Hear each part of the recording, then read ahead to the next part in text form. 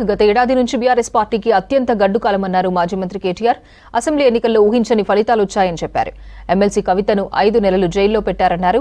Parliament ఎన్నికల్లో ఒక్క seat కూడా రాకపోవడం భారీ దెబ్బేనని చెప్పారు. పార్టీ మారిన ఎమ్మెల్యేలు రాజీనామా చేస్తే ఒక్కరూ గెలవరని అన్నారు కేటీఆర్. బీఆర్ఎస్ పార్టీ పోరాడే తత్వం కోల్పోలేదన్నారు కేటీఆర్. గత సంవత్సరం ఏదైతే జరిగిందో ఇది మొత్తం పార్టీ పుట్టిననాటి నుంచి నేటి వరకు చూస్తే అత్యంత గడ్డు కాలం అని చెప్పక తప్పదు. ఎందుకంటే ఉద్యమంలో ఉన్నప్పుడు ఆనాడు కొన్ని ఎదురు దెబ్బలు తిన్నా, అక్కడక్కడ చిన్న సెట్ బ్యాక్స్ వచ్చినా తట్టుకున్నాం, నిలబడ్డాం. ఎందుకంటే ప్రజలు మనతోనున్నారు, ఉద్యమానికి ఉన్న శక్తి అట్లాంటిది. కాబట్టి ఆనాడు తెలంగాణలోని సబ్బండ వర్ణం మన వెంట ఉన్నది అనే ఒక భావనతో అందరినీ జాగృతం చేస్తూ ఎప్పటికప్పుడు కదిలినాం.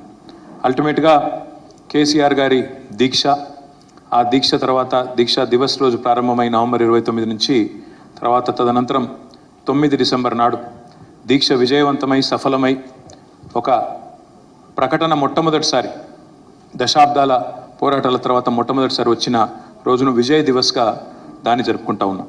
శాసనసభ ఎన్నికల్లో అనుకోకుండా మనం ఊహించని విధంగా కాంగ్రెస్ పార్టీ ఇచ్చిన అడ్డగోలు హామీలతోని వారు ప్రజలను కొంత అక్కడ ఇక్కడ మోసం చేసి 420 హామీలు ఇచ్చి 6 గ్యారంటీలని 100 రోజులని రకరకాల మాటలు చెప్పి మొత్తానికి గట్టెక్కినారు. మొత్తానికి మనకంటే 1.8% ఓట్లు ఎక్కువ సాధించినారు.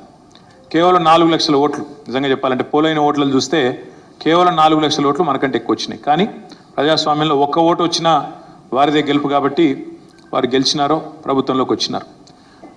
ఇక్కడ పార్లమెంట్ ఎన్నికలు రావడం, అదే సమయంలో మరి కేసీఆర్ గారి కూతురైన మన నాయకురాలు కవిత గారిని అరెస్ట్ చేయడం, 5.5 నెలల పాటు జైల్లో పెట్టడం, తిహార్ తీసుకొని పోయి.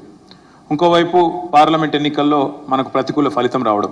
కానీ ఈ ప్రభుత్వం మీద మాత్రం సంవత్సరం లోపలనే తిరగకుండానే మెజారిటీ ప్రజలకు మాత్రం మనసు విరిగింది. సార్, మీరు ఏదైతే సంవత్సర కాలంగా కేసీఆర్ గారి నాయకత్వంలో పోరాటాలు చేస్తున్నారో, ఇటు న్యాయపరంగా కానీ అటు ప్రజాక్షేత్రంలో కానీ చేస్తున్నారో, దీన్ని తప్పకుండా కొనసాగించండి.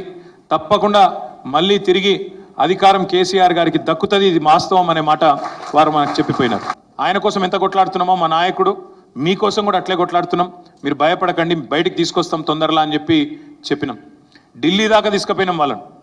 NHRCకి పోయినాం, national human rights commission, national scheduled cost commission దగ్గర పోయినాం, నేషనల్ షెడ్యూల్డ్ ట్రైబ్ కమిషన్ దగ్గర పోయినాం.